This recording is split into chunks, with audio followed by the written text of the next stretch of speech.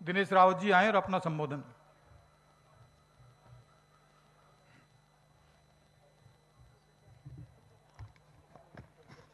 ओम। आदरणीय अध्यक्ष महोदय जी और इस भव्य कार्यक्रम के समापन दिवस पर पंडाल में उपस्थित सभी ऋषि प्रेमी और श्रद्धालुजन, आप सभी को मेरा सादर नमन। पिछले 3 दिनों से जो अनेकों चर्चाएं हमारे सामने रखी गई हैं,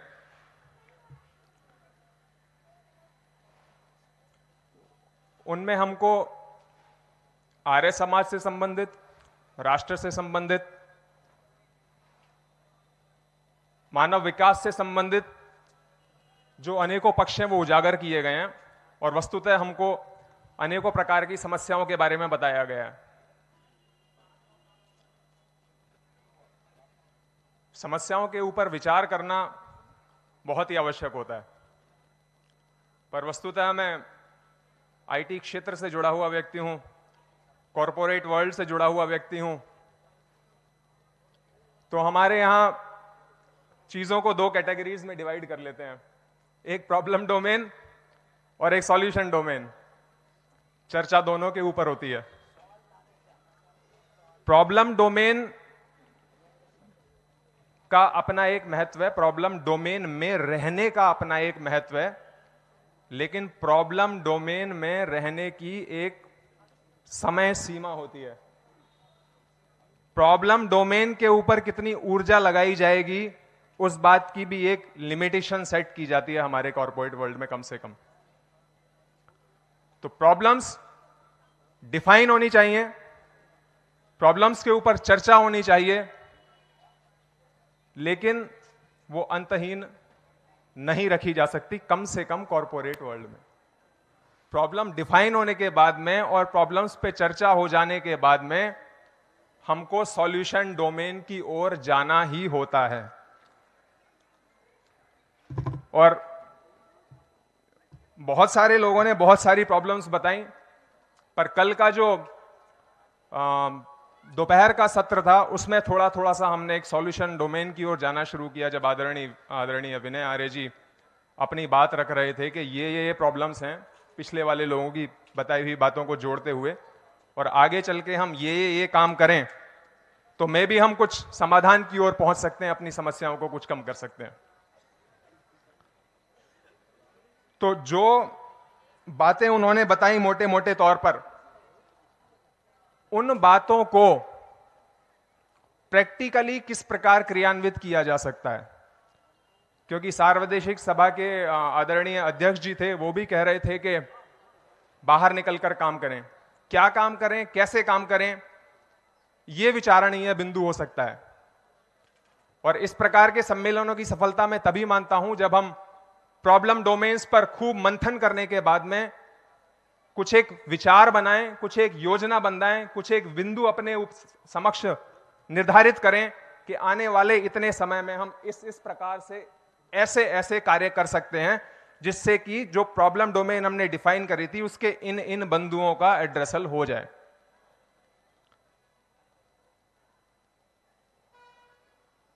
तो जैसा कि मैंने बताया कि मैं आईटी क्षेत्र से जुड़ा हुआ व्यक्ति रहा हूं, नोएडा, दिल्ली, बैंगलोर, यूएस सभी जगह पर रहकर काम किया है, पर कोरोना काल में हमको वापस अपने गांव आने का अवसर मिला।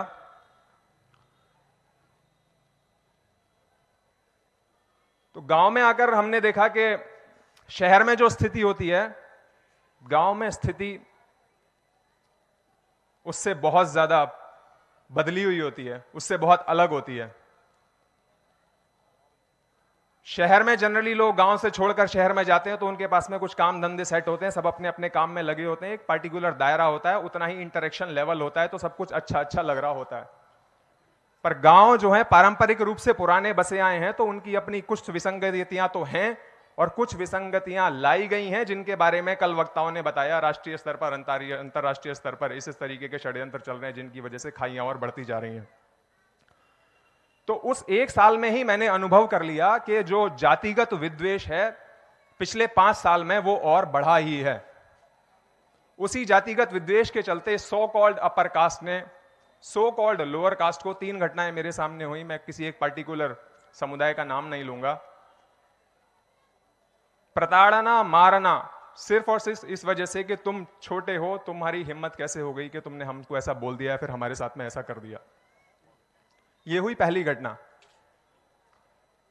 दूसरी बात यह कि आर्य समाज से जुड़ने के बाद में व्यक्ति का चिंतन का तरीका थोड़ा सा बदल जाता है। तो कल विनय आर्य जी भी कह रहे थे कि अगर कोई मुझसे यह पूछे कि आर्य समाजी क्या होता है, तो उन्होंने एक सरल सी डेफिनेशन दी थी कि समस्याएं तो सभी लोग देख रहे होते हैं, लेकिन उस समस्याओं को देखने के बाद में जो सॉल्यूशन के लिए उद्यत हो जाए कि इसको मुझे सॉल्व भी करना है और कैसे मैं इसको सॉल्व करूंगा, वही आर्य समाजी कहलाएगा।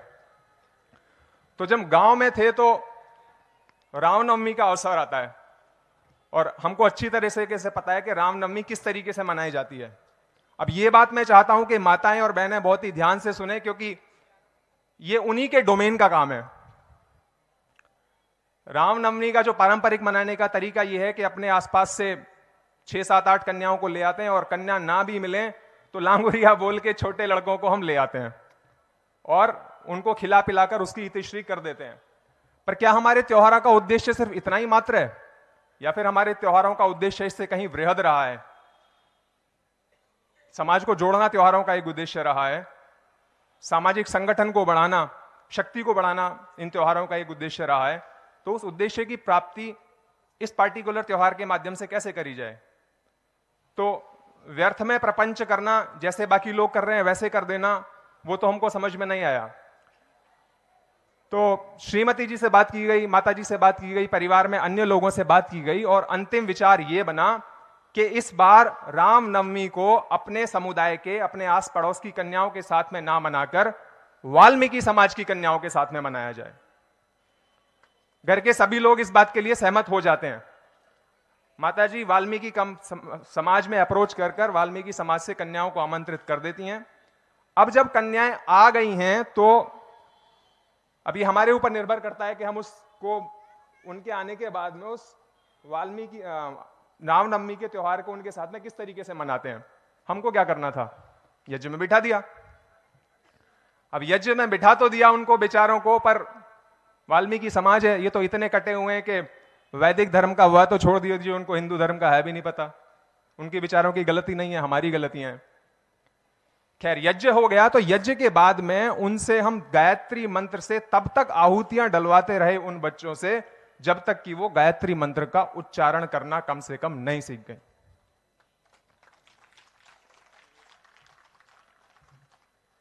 इसके बाद में जब श्रीमती जी उनको उपहार आदि देने लगी, भोजन आदि की व्यवस्था करने जाने लगी, तो उनको उपहार देते समय एक बच्ची के गले पर मेरी नजर पड़ती है और उस गले में वही लॉकेट था जो आप लोग सोच रहे हैं। तो मैंने उससे पूछा, बेटा ये आपको कहां से मिला है? कहते हैं उन्होंने दिया है, जो ऐसे ऐसे करते हैं, हेलो हेलो। वो बता नहीं पा रही थी एग्जैक्टली, मिशनरीज का नाम उसको नहीं पता है। मैंने कहा अच्छा ये तुमको कहां से मिला? कहते पलवल से मिला। क्या पलवल में किसने दिया है? कहता मामा जी के यहां गई थी, उनके यहां मुझे दिया, मामा जी पलवल में रहते हैं। तो विचार करने की बात है कि हमारे ही गांव के लोग वृहद हिंदू समाज के लोग, हमको यह नहीं पता है कि उनकी आवश्यकताएं क्या हैं, उनके साथ में क्या घटित हो रहा है, लेकिन दूर कहीं वेटिकन से कुछ लोग अपना षड्यंत्र चलाते चलाते मेरे गांव तक पहुंच गए और अपना कुचक्र वहां पर उन्होंने फैलाना शुरू कर दिया। पर हमको नहीं पता। हमको क्या नहीं पता? क्योंकि जो परंपराएं बनाई गई थीं, उन परंपराओं को का पालन करने के लिए हमने अपने आपको अपने समुदाय तक सीमित कर लिया, फिर अपने परिवार तक सीमित कर लिया। तो अगर हम ये आउटरीच करने का प्रयास ना करते तो मुझे कभी नहीं पता चलता कि मिशनरीज मेरे गांव तक पहुंच चुकी हैं। तो यहां पर जो संदेश मैं छोड़ना चाहता हूं इस घटना के माध्यम से, वो संदेश मैं ये छोड़ना चाहता हूं कि भारत त्योहारों का देश है। वर्ष भर यहां पर कोई ना कोई त्योहार लगा ही रहता है। तो इन त्योहारों को अगर हम एक पगडंडी के रूप में देखें, कैसी पगडंडी? वो पगडंडी जो कि हमको दूसरे समाजों के बीच में हमारी पैठ बनाने में सहायता कर सकती है। वंचित समाजों तक हमको लेकर जा सकती है।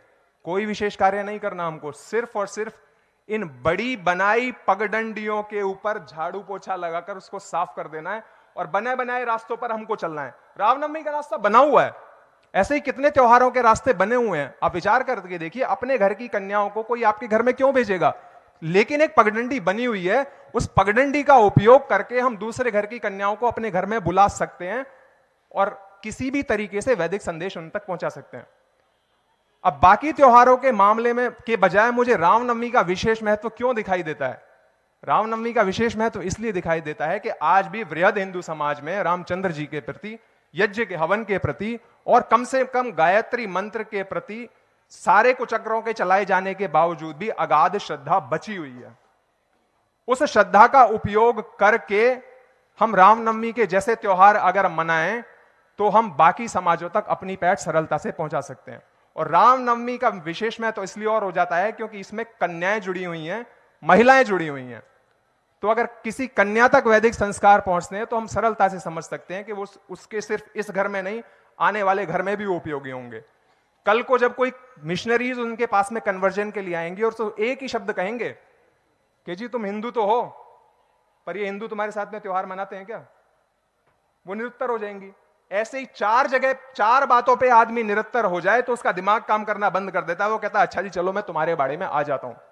अब सोचकर देखिए कि अगर हर वंचित समाज का घर किसी ना किसी रूप में इस तरीके से जुड़ा हुआ है और वैदिक कॉन्सेप्ट्स उस तक पहुंचाए गए हैं तो वो कम से कम सामने वाले की जो जहरीले तीर हैं उनकी काट उसके पास में तैयार रहती है कि मुझे तो बचपन से ही वृहद हिंदू समाज के साथ में मैं अपने त्योहार मनाता आया हूं। दूसरा, लव जिहाद जैसे कॉन्सेप्ट्स जब ये बच्चे धीरे धीरे हमारे संपर्क में आने लग जाते हैं तो सिर्फ रामनवमी नहीं, अगली बार में कृष्ण जन्माष्टमी आती है उस पर भी ऐसा ही आयोजन किया जाए, कौन रोकने वाला है हमको। लव जिहाद जैसे कॉन्सेप्ट से धीरे धीरे करके वो बच्चियां अवेयर होने लग जाती हैं। और तीसरी महत्वपूर्ण चीज होती है, उनके सामने एक छोटा सा विंडो खुल जाती है कि कल को मेरे सामने कोई समस्या इस तरीके की खड़ी होती है तो कुछ सोशल ऑर्गेनाइजेशंस हैं जिनको मैं अप्रोच कर सकता हूं। एनजीओज के अलावा भी कुछ एग्जिस्ट करता है दुनिया में, आर्य समाज भी एक चीज है।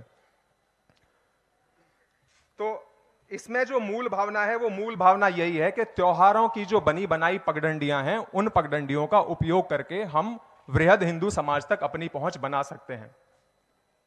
अब मैं आपसे एक अगर सरल सी बात पहुंचूं तो क्या आपको लगता है कि त्योहारों के माध्यम से हम वृहद हिंदू समाज तक अपनी पहुंच बना सकते हैं? कितने लोग एग्री करते हैं? अच्छे खासे। अब इसी के साथ में एक दूसरा प्रश्न भी जुड़ जाता है।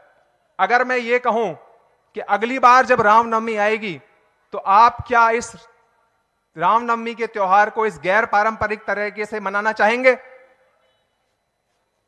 चलिए, अगर यहां बैठे हुए 20 लोग भी इस कार्य को प्रैक्टिकली करने के लिए तैयार हो जाते हैं तो मैं समझूंगा कि मेरा 20 मिनट निकालना सफल हो जाता है। मैं एक संदेश आर्य समाज कोटद्वार के संचालकों को भी देना चाहूंगा और मैं ये कहने की हिम्मत इसलिए कर रहा हूं क्योंकि इस समाज में मैं देख रहा हूं कि युवा शक्ति बहुत अधिक जुड़ी हुई है। और युवा शक्ति अगर फोर फ्रंट पर है तो इसका सीधा सीधा सा अर्थ है कि वहां की जो सीनियर क्लास है वो सीनियर क्लास अपनी दूरदर्शिता दिखाकर युवा शक्ति को धीरे धीरे आगे ला रही है। तो ये बहुत ही सराहनीय बात है। इस बात को मैंने अपने आर्य समाज माराथल्ली में, जो कि श्री एसपी कुमार द्वारा स्थापित किया गया, हम उससे शुरू से ही जुड़े हुए हैं, इस बात को मैंने जिया है वहां पर कि किस तरीके से ना वो सिर्फ मुझे बल्कि मेरी संतान को, बड़ा बेटा, वो उसको साथ अपने साथ यज्ञ में बिठा लेते, आजा तू मेरे पास बैठ के यज्ञ कर। उसका फायदा क्या हुआ वो मैं आपको आगे चल के बताऊंगा। तो मैं इस आर्य समाज के लिए भी एक संदेश छोड़ना चाहता हूं कि अगली बार जब रामनवमी आए, मैं हरियाणा से हूं, हमारे हरियाणा में एक बात कहते हैं 36 बिरादरी, ऐसे कहते हैं ना जी, 36 बिरादरी। विचार करके देखिए कि 36 बिरादरी से 9 कन्याएं अगर ली जाएं, 36 गुणा 9, 9 या 27, 270, लगभग 324 के आसपास आंकड़ा बैठेगा। अगर यह भी संभव नहीं है तो फिर एक और हमारे हरियाणा में कहते हैं सातों जात, 9 सत्ते 63। इस आर्य समाज में रामनवमी के नाम पर सातों जातों से 63 कन्याओं को भी अगर एकत्रित किया जा सके और उनके साथ में रामनवमी का त्योहार इस गैर पारंपरिक तरीके से मनाया जा सके आर्य समाज में बुलाकर उसके बाद में 1 घंटे का अगर एक लेक्चर रखा जा सके, जैसे कल आदरणीय विजयपाल जी बोल रहे थे कि 1-1.5 घंटे के सेशन में वो पूरा का पूरा वैदिक कॉन्सेप्ट्स बच्चों को समझाने का प्रयास करते हैं, और यही काम उत्तराखंड के आर्य समाजों में अगर किया जा सके तो कितने लोगों को हम जोड़ पाएंगे, ये हम इजीली इमेजिन कर सकते हैं। और महत्वपूर्ण बात यह रहेगी कि ये वो लोग रहेंगे जिनका आर्य समाज से दूर दूर तक कोई संबंध नहीं है। तो हम एक प्रॉब्लम की बात कर रहे थे, वो प्रॉब्लम थी श्रिंकिंग आर्य समाज। आर्य समाज के साथ में नए लोगों को कैसे जोड़ा जाए, तो ये एक तरीका था जिसको प्रैक्टिकली हमने जिया है कि आर्य समाज के साथ नए लोगों को किस प्रकार से हम जोड़ सकते हैं। ये तो था मुख्य रूप से मातृशक्ति जिसमें अपना सहयोग दे सकती हैं। अब एक दूसरे विषय पर मैं आना चाहता हूं जिसमें कि युवा शक्ति अपना योगदान दे सकती है। वो घटना कुछ इस प्रकार से है कि अप्रैल मई के महीने में मेरे पास में एक मैसेज आता है सोशल मीडिया के माध्यम से कि महाराणा प्रताप जी की जयंती आ रही है और उस जयंती को मनाएंगे, और मनाने का तरीका क्या रहेगा कि हम हवन करेंगे और नगर में से एक रैली निकालेंगे। अब फिर से आर्य समाज से जुड़ा हुआ व्यक्ति तो वो चिंतनशील रहेगा, सोचेगा कि अच्छा इसका मतलब गुणा भाग क्या रहेगा, इससे कुछ फायदा होगा कि नहीं होगा। मेरे मन में ये आया कि ठीक है, ये तो ऐसे ऐसे हो गया जैसे कोई घुड़चड़ी निकाल कर रहे हो घुड़चड़ी निकालने से पहले घर में कुछ कुछ करते हैं और उसके बाद में नगर में घुड़चड़ी निकल जाती है। तो मैंने उनको फोन किया, मैंने कहा जी देखिए, ये जो काम आप करेंगे, रैली आदि निकालेंगे, इसमें पहली बात तो ये सिर्फ और सिर्फ वो लोग होंगे जो ऑलरेडी महाराणा प्रताप के बारे में जानते हैं। दूसरी बात ये होगी कि कुछ नारे लगेंगे, एक हवन हो जाएगा और सब इतिश्री करके अपने घर को चले जाएंगे। हर साल आप यही काम करेंगे, हम लोग यही काम करते हैं। इससे हमको अचीव क्या होता है? क्या हमारा सामाजिक ढांचा सुधरता है? क्या हमारा संगठनिक बल बढ़ता है? क्या हमारा आत्मिक बल बढ़ता है, जो कि हमारा इन सब फंक्शंस को सेलिब्रेट करने का उद्देश्य है? मैंने कहा मेरे पास में एक विचार है। महाराणा प्रताप एक महान विभूति थे, लेकिन उनकी महानता मेरे ख्याल से आने वाली 2 पीढ़ी में समाप्त हो जाएगी। क्यों? क्योंकि आने वाली पीढ़ी तो उनके बारे में जानेगी नहीं। तो क्या हम ऐसा काम कर सकते हैं कि महाराणा प्रताप के जीवन चरित्र को लेकर हम स्कूल्स और कॉलेजेस में जाएं? तो उन्होंने कहा ठीक है, आप ये जिम्मेदारी लीजिए। तो महाराणा प्रताप के जीवन चरित्र को लेकर एक 40 मिनट का लेक्चर तैयार किया गया। उस लेक्चर को तैयार करने के बाद में नेक्स्ट स्टेप था युवा वर्ग के बीच में उनके जीवन चरित्र को लेकर जाना। अब जीवन चरित्र को लेकर जाने का अर्थ यह नहीं है कि जी वो फला डेट को पैदा हुए, फलाने के घर में पैदा हुए, इतने डेट को वो राजा बन गए और इतने डेट को उनकी मृत्यु हो गई। नहीं, महाराणा प्रताप जैसे योद्धा के, जैसे कुशल शासक प्रशासक के जीवन चरित्र को युवा वर्ग के बीच में लेकर जाने का अर्थ है कि उनके जीवन में जो घटनाएं घट रही हैं, उन घटनाओं से वो जिस प्रकार उन्होंने रिएक्ट किया, उससे युवा वर्ग क्या सीख सकता है, उनकी चारित्रिक विशेषताएं क्या थी। महाराणा प्रताप तो सिर्फ एक बहाना है। जैसे मैंने पहले कहा कि भारत त्योहारों का देश है, वैसे ही एक और बहुत महत्वपूर्ण बात है, मजे की बात है कि भारत विभूतियों का देश भी है। भारत पुरातन देश है और तब से लेके अब तक इस देश में अनेकों विभूतियां हुई हैं, जिनका जन्म दिवस भी आता है, जिनका मृत्यु दिवस भी आता है। हर महीने हम कम से कम 4 इस प्रकार के दिवस बड़ी सरलता से ढूंढ सकते हैं। तो ये जो दिवस हैं, ये हमको युवा पीढ़ी तक पहुंचने की एक पगडंडी प्रदान करते हैं। अगर हम इन पगडंडियों को, हर महीने उत्पन्न होने वाले इन अवसरों का सदुपयोग करें, तो हम सरलता से स्कूल्स में, कॉलेजेस में किसी ना किसी बहाने से घुस सकते हैं। देखिए, एक बात होती है कि आप all of a sudden without any reason किसी को भी जाकर खटखटा नहीं सकते हैं, बड़ा मुश्किल काम होता है। लेकिन अगर कोई बहाना हमारे साथ में जुड़ा हुआ है तो उस काम को करने के लिए हमको थोड़ी सी सरलता हो जाती है। तो चाहे वो त्योहार हो, चाहे वो विभूतियों के से रिलेटेड डेट्स हो, उनके माध्यम से कोई भी हमको स्कूल्स और कॉलेजेस में जाने से नहीं रोकता है। शुरू के 2 प्रोग्राम्स के लिए मुझे आर्य समाज के स्कूल से और पदाधिकारियों से सहायता लेनी पड़ी थी, लेकिन उसके बाद में जितने भी लेक्चर्स ऑर्गेनाइज हुए, वो उन्हीं स्कूल के प्रिंसिपल्स ने वहीं पर बैठे बैठे अपने मित्र स्कूल के प्रिंसिपल्स को फोन करके वो उन्होंने ऑर्गेनाइज करवा दिए थे। और उनका यह कहना था कि रावत जी, जो काम आप कर रहे हैं ये समय की आवश्यकता है, ये काम होना चाहिए, आप अगले स्कूल में जाकर इस काम को कीजिए। मैंने कहा जी ये काम तो मैं करके निकल जाऊंगा, पर मुझे तो ऐसा लग रहा है कि मतलब जितनी कमी है बच्चों में उतनी कमी आपके टीचर्स में है, तो सुधार की आवश्यकता तो बहुत सारी जगह पर दिखाई दे रही है। तो सब लोग कहते होते हैं कि जी काम बहुत अच्छा कर रहे हैं, इसको किए जाने की आवश्यकता है, लेकिन उसके तरीके हमको निकालने पड़ेंगे। दो बातें, मातृशक्ति त्योहारों के माध्यम से, युवा शक्ति विभूतियों के नाम पर आउटरीच करने का काम कर सकते हैं, नॉन आर्य समाजियों में अपनी पैठ बनाने का, वैदिक सिद्धांतों के प्रचार प्रसार का कार्य हम कर सकते हैं। इसके अलावा एक तीसरा एस्पेक्ट और इसमें जुड़ जाता है, वो तीसरा एस्पेक्ट है मिशनरी मोड। मिशनरी मोड किसको कहते हैं?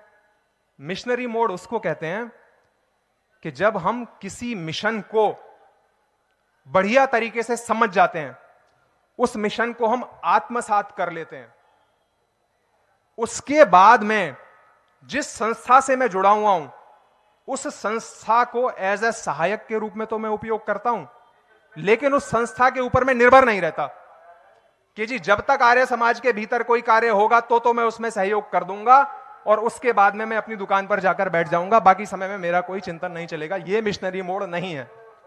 मिशनरी मोड का मतलब यह है कि आपने सिद्धांत को समझ लिया है, आप सिद्धांत के प्रति समर्पित हो गए हैं और हर समय आपकी बुद्धि आपको यह प्रेरणा कर रही है कि फलाना स्थिति में आर्य समाज को या फिर वैदिक सिद्धांतों के लिए मैं क्या कर सकता हूं। इसको कहते हैं मिशनरी मोड। आर्य समाज के प्रचार प्रसार के लिए हम सबको अपने भीतर इस मिशनरी मोड को एक्टिव करना पड़ेगा। और यह बात मैं सिर्फ चर्चा के लिए नहीं कह रहा हूं, पिछले 1.5 वर्षों में इस बात को जिया है, इसलिए कह रहा हूं। मेरी पत्नी स्कूल टीचर हैं, उनके स्कूल टीचर में होने के प्रभाव का उपयोग करके सरस्वती दिवस जो होता है उस दिवस पे उनके माध्यम से उनके स्कूल के अंदर यज्ञ का आयोजन किया गया। उस यज्ञ में उसके बाद में यज्ञ के महत्व के ऊपर बात रखी गई। 200-300 बच्चे उस स्कूल के अंदर थे और शायद 50 टीचर भी होंगे। तो ये कहीं से कोई अवसर नहीं था, किसी ने हमको बुलाया नहीं था, लेकिन हमारा मिशनरी मोड एक्टिव है। क्योंकि हमारा मिशनरी मोड एक्टिव है तो हम हर समय यह सोचते हैं कि वैदिक सिद्धांतों के प्रचार प्रसार के लिए हम किस तरीके से कार्य कर सकते हैं। तो मेरा आप सभी से विनम्र निवेदन यह है कि हम संस्थाओं के ऊपर निर्भर रहने का प्रयास ना करें कि जब कोई कार्यक्रम होगा, कोई कुछ कहेगा तो मैं उसमें सहयोग कर दूंगा। हम सिद्धांतों को समझ चुके हैं, हम ये भी समझते हैं कि समस्याएं क्या हैं, हम ये भी समझते हैं कि हमारा ध्येय क्या है, और मिशनरी मोड के साथ में हम उसके ऊपर लग जाएं, जहां समस्या देखें वहीं लग जाएं। ये काम सिर्फ यहीं पर नहीं हुआ। मैं यूएस के मिनेसोटा में था, मिनेसोटा अपर अमेरिका में पड़ता है, वहां से मेरे मित्र ने मुझे बुलाया कि मेरे घर पे कार्यक्रम है, मेरे बच्चे का जन्म दिवस है, यज्ञ भी होगा और हिंदू कम्युनिटी के बाकी लोग भी आएंगे। अब उसने तो मुझे सिर्फ इतना कह दिया, मुझे पता था कि मिनेसोटा से कैलिफोर्निया की फ्लाइट अगर मैं लेकर जाऊंगा तो खर्चा मेरा ही होने वाला है, लेकिन मेरे मन में कुछ और चल रहा था। यज्ञ होगा तो निश्चित रूप से यज्ञ के नाम पर खाना पूर्ति होगी और मुझे अवसर मिलेगा। दूसरा, बाकी हिंदू समाज से, संगठनों से, क्योंकि वो सोशल व्यक्ति है, वो लड़का मेरा फ्रेंड आईआईटी दिल्ली का है, वो लोग आएंगे तो मुझे अपनी बात कहने का अवसर मिलेगा। मिनेसोटा से कैलिफोर्निया में अपने खर्चे पर अपनी फ्लाइट लेकर जाता हूं और जैसा मैं सोच रहा था बिल्कुल वैसा ही हुआ। 5 मिनट के भीतर यज्ञ की खाना पूर्ति हो गई। मैंने उससे कहा था, देख भाई, यज्ञ तो तूने करवा लिया, पर हासिल क्या हुआ? तुमने कुछ सीखा या तुम्हारे बच्चे ने कुछ सीखा? मैं करवाऊं? जल्दी जल्दी अब मैं बोल रहा हूं, मैं करवाऊं? उन्होंने कहा बोलो। उसके बाद में जब मैं यज्ञ करवाने बैठा, वो 40 मिनट यूएस में वो यज्ञ चला और 40 मिनट में से 20 मिनट उसके बच्चे के क्वेश्चंस पे थे। सबसे पहला क्वेश्चन तो यही था कि अग्नि के साथ में क्यों करते हैं, किसी और चीज के साथ में क्यों नहीं कर लेते? तो बच्चों के मन में इतनी बातें भरी पड़ी हैं, उनको खाली कुरेदने की आवश्यकता है। वही स्थिति युवा पीढ़ी की है, कोई बताने वाला नहीं है। बताने वाला अगर बताने के लिए तैयार है तो सुनने वाले तो आंखें फैलाकर सुनते हैं। तो मिशनरी मोड को हमको एक्टिव करना होगा। मिशनरी मोड को एक्टिव करेंगे तो हर समय हमारे मन में यह भावना चलेगी कि हम क्या कर सकते हैं। अब चौथी जो महत्वपूर्ण बात आती है वो ये आती है कि मिशनरी मोड में जब व्यक्ति काम कर रहा होता है तो उसका समय भी जा रहा होता है, शक्ति भी जा रही होती है, धन भी जा रहा होता है। तो आखिर व्यक्ति ये सब करे क्यों? इससे उसको क्या बेनिफिट होगा? आर्य समाज तो चल ही रहा है, आर्य समाज नए नए खुल भी रहे हैं, वो व्यक्ति क्यों करे? अपनी जेब से अपना समय शक्ति धन क्यों लगाए? इस बात को समझना बहुत ही महत्वपूर्ण हो जाता है कि इसको लगाने के बाद भी हमारी हानि नहीं है, हमारा लाभ ही लाभ है। और उस लाभ का संकेत आदरणीय स्वामी जी ने कल रात के अपने सेशन में कर दिया था कि जितने जितने बढ़िया कर्म हम करते चले जाते हैं, उतना उतना हमारा मुक्ति के रास्ते खुलते चले जाते हैं।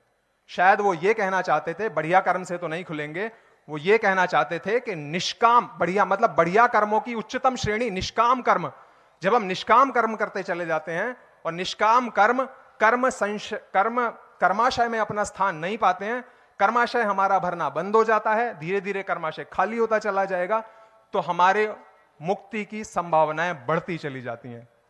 अंतिम प्रश्न मैं आपसे पूछता हूं, आप लोग सब आर्य समाज से जुड़े हुए हैं, किस किस का ऐसा विश्वास है कि आर्य समाज का कार्य उनको मुक्ति की ओर लेकर जाता है? देखिए, आर्य समाज का कार्य निश्चित रूप से मुक्ति की ओर लेकर जाता है। क्यों? क्योंकि आर्य समाज के नियमों में स्वामी जी लिखकर चले गए, संसार का उपकार करना इस समाज का मुख्य उद्देश्य है। अब अगर कोई व्यक्ति संसार का उपकार कर रहा है तो वो संसार का ही उपकार करेगा। शर्त सिर्फ इतनी सी है कि उसमें अपने उपकार की भावना ना जोड़ दे।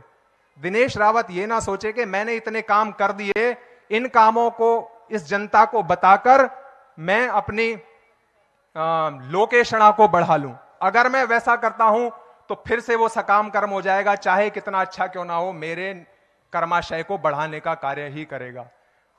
जितनी चर्चाएं हुई प्रॉब्लम्स के बारे में, उन्होंने वो प्रॉब्लम्स रखी, हमको उन सब का शुक्रगुजार होना चाहिए, क्योंकि वो प्रॉब्लम्स हमको उनका सॉल्यूशन प्रोवाइड करवाने के लिए, निष्काम कर्म करने के लिए मजबूर करेंगी, और वो निष्काम कर्म हमारी मुक्ति के रास्ते खोलेंगे। तो इस बात से निश्चित हो जाता है कि अगर आप आर्य समाज का काम निष्काम भावना से करते हैं तो अंततः आप लोग अपनी मुक्ति का रास्ता खोल रहे होते हैं। आप सभी ने मेरी बात को बहुत ही ध्यानपूर्वक सुना। समय पूरा हो गया है, आपका बहुत बहुत धन्यवाद।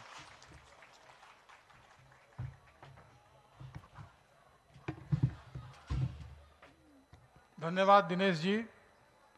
समय तो अभी बहुत है, आगे भी आपको, आपकी उम्र भी काफ़ी है, आपको समय मिलता रहेगा, इसलिए ऐसा ना सोचें कि समय पूरा हो गया।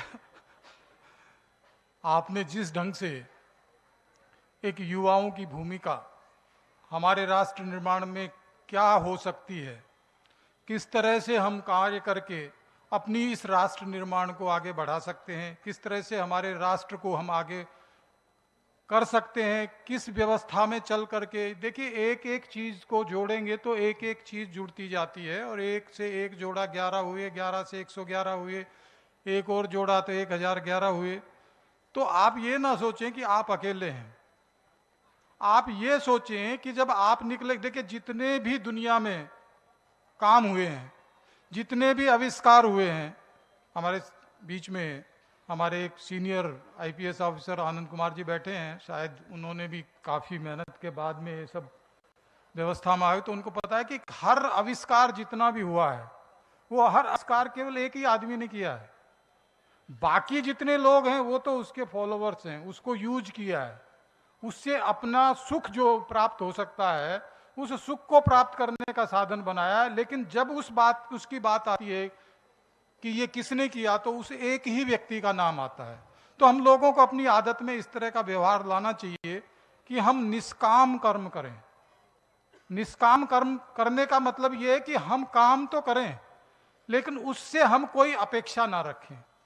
जब अपेक्षा होती, कल स्वामी जी कह रहे थे ना, इच्छाएं, अपेक्षा और इच्छा दो चीज होगी। तो जब आपको किसी के प्रति किसी काम को करने के लिए अपेक्षा होगी तो उस अपेक्षा होने के बाद में वो काम निष्काम काम नहीं रह जाता है।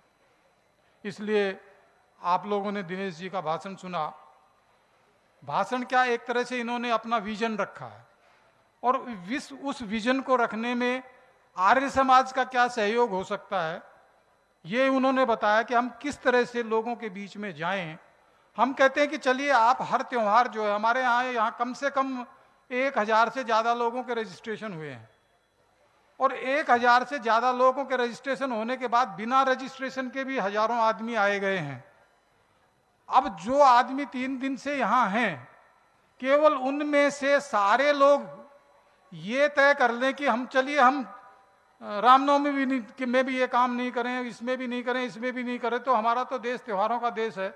जब त्योहारों का देश है तो आप केवल ये सोच ले कि हमको एक त्योहार पर हमको ये काम करना है, तो मेरे ख्याल से ये कार्यक्रम सफल हो जाएगा, आप लोगों को अच्छा भी लगेगा और आप लोगों पे बर्डन भी नहीं होगा। आप जो करना चाह रहे हैं, एक जैसे आपके शहर में एक कोई व्यक्ति करता है, तो आप लोग सब अलग अलग ना करके सब के सब वहां जाएं, और वहां जाकर के जितने लोगों को, ज्यादा से ज्यादा लोगों को आप बुला सकते हैं, उसको संपर्क में लेकर के वो कार्यक्रम एक उत्सव के रूप में मनाएं, जिससे कि समाज में भी एक मैसेज जाए और आप लोगों का भी निष्काम कर्म पूरा हो। इसी श्रृंखला में